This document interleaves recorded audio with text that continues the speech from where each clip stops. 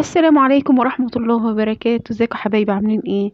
النهارده بقى وصفتنا ان شاء الله باذن الله كده ايه. طريقة حلوة قوي للجلاش. زي الفطير مشلتت بالظبط بالظبط، يعني هيدوقوها هيقولوا لك ده والله فطير مش جلاش. يعني شكله تحفة، شايفين شكله تحفة ازاي؟ باذن الله يعجبكم. هقول لكم بقى على الوصفة. بالظبط، وهعملها صوص كده جميل جميل جميل.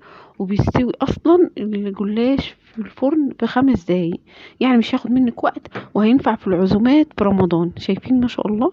شايفين الوانه؟ بس قبل كده ما نبدأ نصلي على الرسول صلى الله عليه وسلم.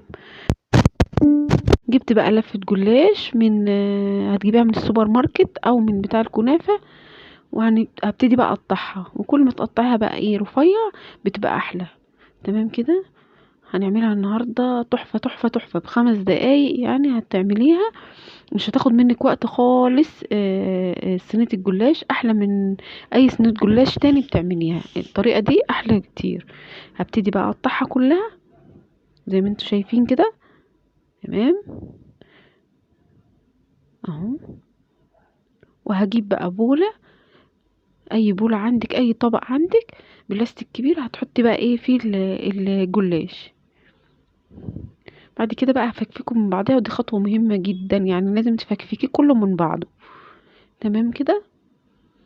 بعد كده هبتدي بقى اعمل الحشوة. جبت بصلة كبيرة، معاها هضيف عليها قرن فلفل، وانتي بقى هتضيفي جزر طماطم اللي تحبيه. هقلبها وهنزل عليها باللحمة، هفضل بقى اقلبها على نار عالية لغاية ما تستوي. تمام، ما تسيبهاش عشان ما تنزلش مية معاكي. هبتدي بقى اضيف الفلفل والبهارات، اللحمة والملح. تمام كده. معلقة ملح، نص معلقة فلفل، ومعلقة ملح، ونص معلقة بهارات لحمة. تمام. اقعد بقى اقلب فيها كده، مش هسيبها خالص، اهي ابتدت تستوي. تمام. خلاص استوت بقى. هنروح نعمل بقى الصوص اللي هنشرب بيه الجلاش. معايا بيضة هنزل عليها بنص معلقة ملح، وربع معلقة فلفل اسمر. تمام.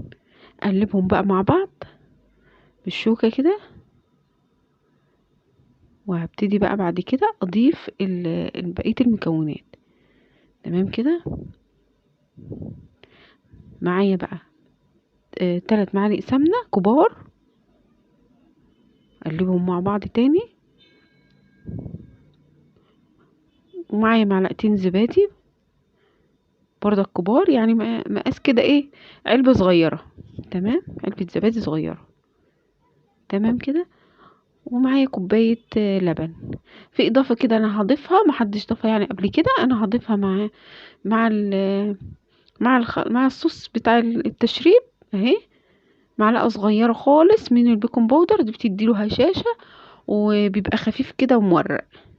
خلاص. هبتدي بقى ادهن الصينية سمنة، وبعد كده هضيف نص الكمية بتاعة الجلاش.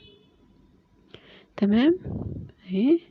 ابتدي بقى اقسمها وابطط عليها كده قبل ما احط اللحمة. تمام. هحط بقى اللحمة بتاعتي، وما تحطهاش بقى ايه عند الاطراف، تحطيها من جوه كده. تمام خلاص. هضيف بقى زيتون، انت بقى مش عايزه تضيفي براحتك، حاجه ايه براحتك، دي الحشوات دي براحتك انت. انا بقى هضيف الزيتون، وهضيف شويه جبنه في النص كده، وهبتدي انزل على بالنص التاني. تمام. تمام كده.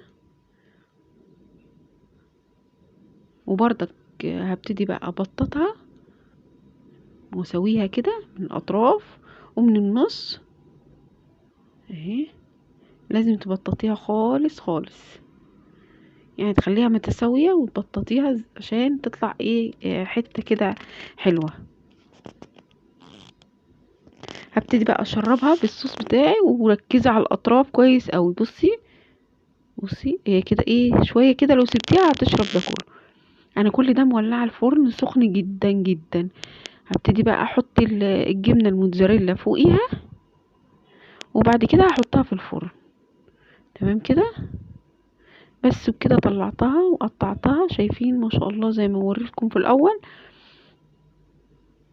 ومش بتاخد وقت خالص يعني في الفرن. لو فرنك عالي بص عليه يعني كل شوية، اول ما تحمر من تحت حطيها من فوق على الشواية. شايفين ما شاء الله، جميلة جدا جدا جدا. ما تنسوش بقى تضغطوا لايك، والسلام عليكم ورحمة الله وبركاته.